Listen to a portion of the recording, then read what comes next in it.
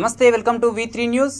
ఇక డీటెయిల్ చూస్తే యాచారం బీజేపీ కార్యకర్త శ్రీనివాస్ ఆత్మహత్యాయత్నం చేసుకుని హాస్పిటల్లో చికిత్స పొందుతున్న విషయం తెలిసిందే। ఈ నేపథ్యంలో తెలంగాణ బీజేపీ రాష్ట్ర అధ్యక్షులు బండి సంజయ్ ఆదేశాల మేరకు తెలంగాణ రాష్ట్ర బీజేపీ నాయకులు కార్యకర్తలు శ్రీనివాస్ తొందరగా కోలుకోవాలని రాష్ట్ర వ్యాప్తంగా పూజలు చేశారు।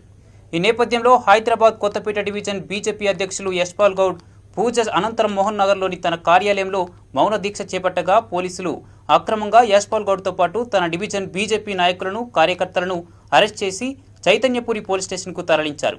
ఈ సందర్భంగా యశ్పాల్ గౌడ్ మాట్లాడుతూ తెరాస ప్రభుత్వం వచ్చాక ప్రజలు అనేక ఇబ్బందులకు గురయ్యారు, ప్రజలను పట్టించుకోవడం లేదు, కానీ కేసీఆర్ కుటుంబంలో మాత్రం అందరికీ ఉద్యోగాలు ఇచ్చారు, రానున్న రోజుల్లో ప్రజలు తెరాసకు బుద్ధి చెప్పడం ఖాయమన్నారు। రాష్ట్ర అధ్యక్షులు బండి సంజయ్ గారు మరి మౌన దీక్ష అదేవిధంగా మరి నిన్న జరిగినటువంటి సంఘటన ఏదైతుందో శ్రీనివాస్ తొందరగా కోరుకోవాలని ఇవాళ పూజలు ఇవన్నీ నిర్వహిస్తుంటే ఇవాళ రాష్ట్ర ప్రభుత్వం మౌనం పాటిస్తుంటే రాష్ట్ర ప్రభుత్వం ఇవాళ కావాలని ఈ యొక్క అరెస్టులతోటి ఏం చేసేది లేదు। ఖచ్చితంగా రాబోయే రోజుల్లో కేసీఆర్కి బుద్ధి చెప్తాం। ఆ రోజు నిజాంకి ఏదైతే గతి పట్టిందో అదే గతి ఈ యొక్క కేసీఆర్ కూడా పడుతుందని భారతీయ జనతా పార్టీ హెచ్చరిస్తుంది।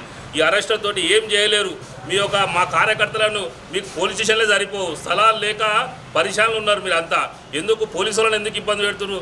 ఆల్రెడీ పోలీసులను ఇబ్బంది పెట్టే మా బండి సంజయ్ గారు గొంతు విసిగిపించి చంపే ప్రయత్నం చేసే నిన్న ఈ యొక్క ఘటన జరిగింది।